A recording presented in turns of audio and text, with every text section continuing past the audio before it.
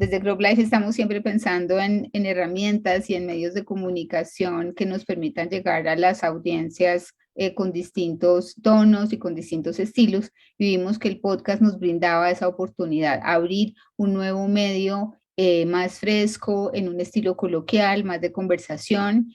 Y no necesariamente videos o documentos o artículos en la página web o temas de redes sociales, que igual los tenemos, pero digamos que esta aventura del podcast nace con la idea de innovar y de tener un canal nuevo para tener estos temas que afectan a la agroindustria en América Latina. Ya el podcast, la idea es que tengamos historias de América Latina, que hablemos de temas completos de América Latina, de agricultura, de agroindustria, la propuesta es que tengamos el testimonio desde Argentina hasta República Dominicana, México, Perú, Paraguay, de perspectivas distintas de un mismo tema. Por ejemplo, el tema del comercio ilegal, que fue nuestro primer episodio y también va a ser el segundo, es un tema que afecta a toda la región, tal vez más a unos países que a otros.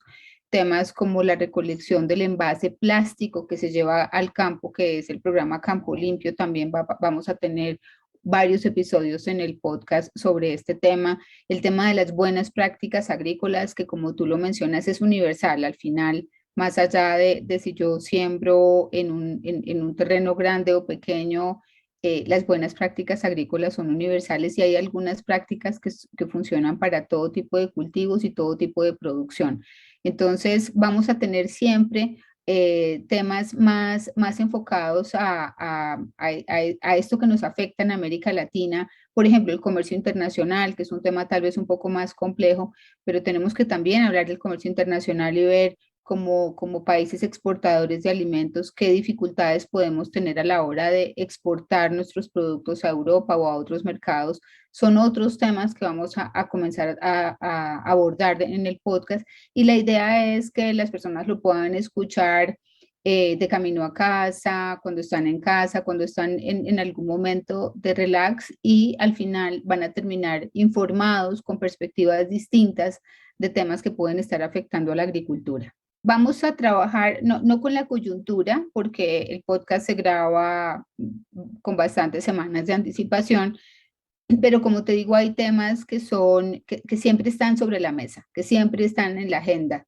Entonces, por ejemplo, el tema hoy de la sostenibilidad y el cambio climático es un tema que vamos a tener en agenda no solo este año, sino por varios años. ¿Y qué va a hacer la agricultura al respecto para disminuir el impacto que la agricultura genera para el cambio climático?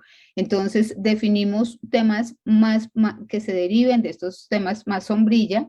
Definimos unos temas de los cuales podamos conversar, y empezamos a identificar personajes en la región que tengan experiencia en el tema, que conozcan el tema, expertos en los distintos temas, y ahí nos vamos comunicando y vamos generando esa conversación. Por ejemplo, el tema de sostenibilidad y tecnologías en agricultura es un tema que viene, ya hicimos ese episodio y lo hicimos con Lloyd Date, que es el subdirector del Instituto Interamericano para la Agricultura, IICA, y de alguna manera Lloyd nos da todo un panorama de la región. Lloyd está ubicado en Costa Rica, entonces ahí ya tenemos como una visión de una entidad que promueve la cooperación en la agricultura.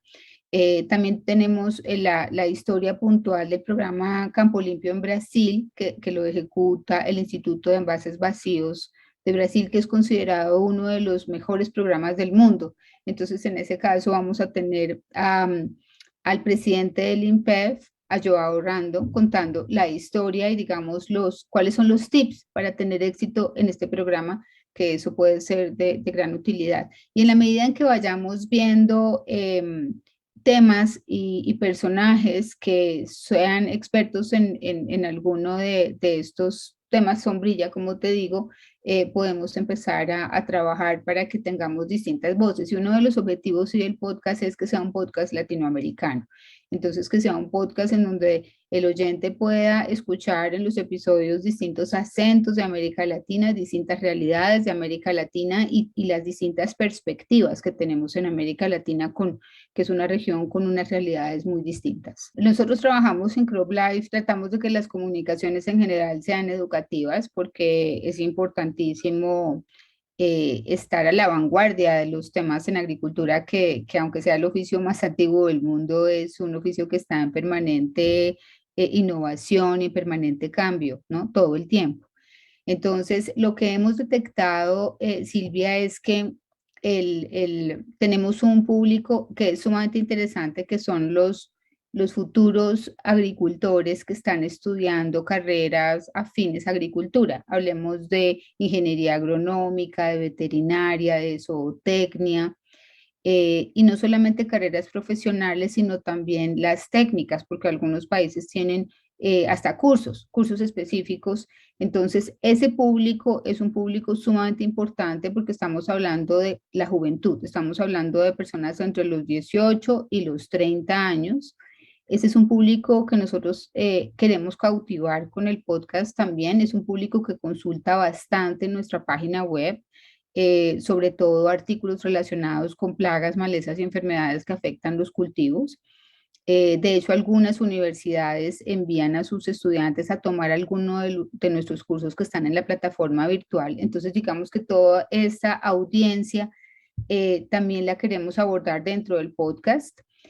Además, porque hay muchos de estos muchachos que están estudiando, que viven en el campo, que están en el campo. Para ellos también desarrollamos una aplicación para que puedan hacer los cursos, y en esa aplicación no es necesario utilizar datos de internet. Una vez bajas la aplicación, puedes estudiar, al menos avanzar en un capítulo, y te tienes solo que conectar para hacer el examen, si lo vas a hacer por el celular a través de la app. Entonces en la app también va a estar el podcast. Es conectar todo lo que tenemos y poder tener el podcast. El podcast en este caso es una herramienta que, además de información, porque es muy informativa, o sea, hay temas muy informativos, también podamos dejar el mensaje de algunas prácticas agrícolas importantísimas. Te doy un ejemplo como en el episodio o los episodios de comercio ilegal. ¿Qué es lo más importante? Que el agricultor compre los productos en establecimientos legales. Ese mensaje lo tratamos de dejar durante los dos episodios, aunque hablemos en los episodios de cuáles son las modalidades de comercio ilegal, cuáles son las causas, qué podemos hacer, hablemos un poco de esas estrategias para combatir el comercio ilegal de los plaguicidas.